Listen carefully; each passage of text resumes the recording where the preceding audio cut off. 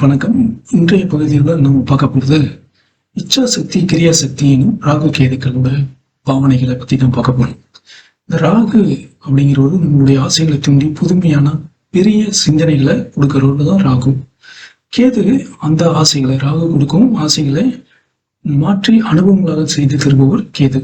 அதனாலதான் ராகுவை போல் கொடுப்பாரும் இல்லை, கேதுவை போல் கெடுப்பாரும் இல்லை என்று சொல்வது. அதாவது ராகு தன் ஆசைகளை ஒருவருக்கு நல்லதா கெட்டதான்னு பார்க்காம அதை அனுபவங்களாக மட்டுமே பார்த்து கேது செஞ்சு வச்சிருவார். அந்த சுழற்சியில நம்ம மாட்டிக்கிட்டோம் அப்படின்னம்னா தான் நம்ம ஒரு பழக்கத்துக்கோ இல்லை ஒரு வேலைக்கோ நம்ம அடிமையாக வருது. இதை நம்ம கண்கூடவே பார்த்துருக்கோம்.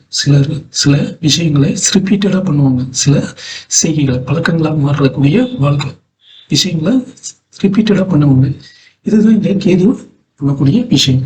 அதனால கேதுவை என்னன்னு சொல்றாங்க, கெடுப்பார் இல்லை அப்படின்னு சொல்றது. சரி, இப்ப இதுக்கெல்லாம் வந்துட்டு எதிர்ப்புகள், நோயை, கடன், வருத்தம் அப்படிங்கிற பல இன்னல்களை கொடுத்து அதன் மூலமா ஒருவரை நல்வழிப்படுத்தும் அல்லது அதுல ஒருத்தர் வந்துட்டு நாசமா போய் இழங்காமல் போவதற்கான வாய்ப்புகளையும் கேது செய்து முடிப்பவர். சரி, இப்ப இந்த ராகு கேதுக்கள் இந்த வேலைகள் தான் பண்றாங்க.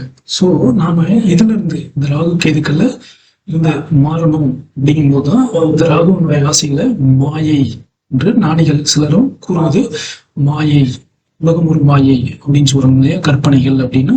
இந்த ராகுவனுடைய உண்மையான ஆசைகளை விட்டுட்டு புற ஆசைகளை விட்டுட்டு அக ஆசைகளுக்காக நம்ம திரும்பணும்னா அதுதான் என்னன்னு சொல்றோம், மாயை அப்படின்னு சொல்றது.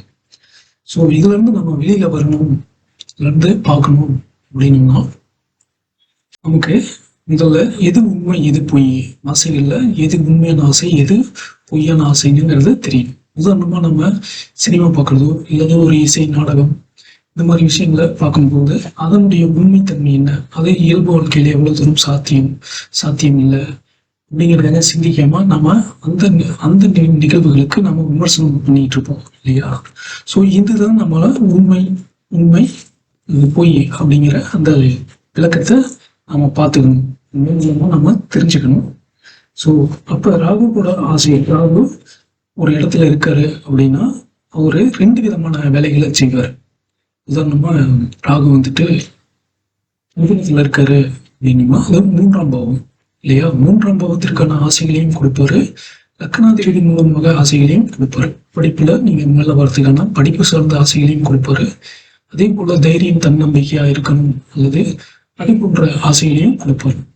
ஸோ இதுல நம்ம எந்த ஆசைகள் நம்ம கவனிக்கணும், எந்த ஆசைகள்ல இருந்து கவனத்தை கொஞ்சம் விலக்கி இருக்கணும் அப்படிங்கிறது ரொம்ப முக்கியம்.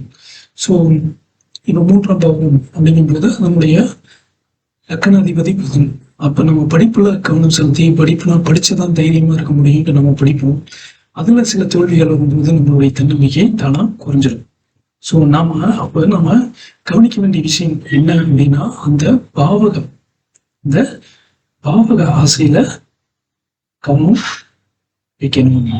அந்த ஆசையில கவனம் இல்லாம படிப்பு அந்த பாவக அதிபதி உடைய ஆசைகள்ல அதுல ஏற்படக்கூடிய ஆசைகள்ல நம்ம கவனம் வைக்கும் போது நம்ம போக்கஸ்ல படிக்கலாம்.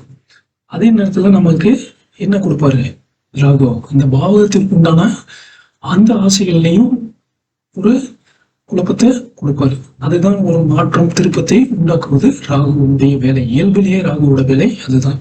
அப்ப மிதுனத்துல இருக்கு அப்படின்னா அது தைரிய வீரிய ஸ்தானம்.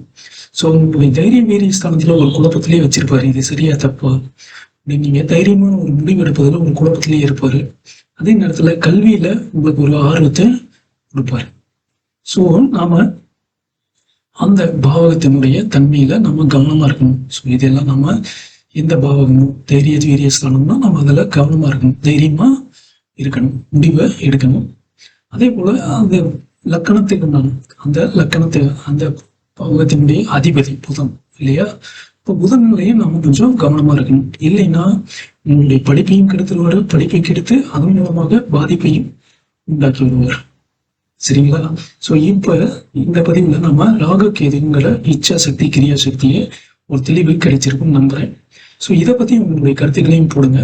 நாம இந்த பிரபஞ்ச ஜோதிடத்தின் ஆராய்ச்சியில் இணைந்து செயல்படுவோம். நன்றி, வணக்கம்.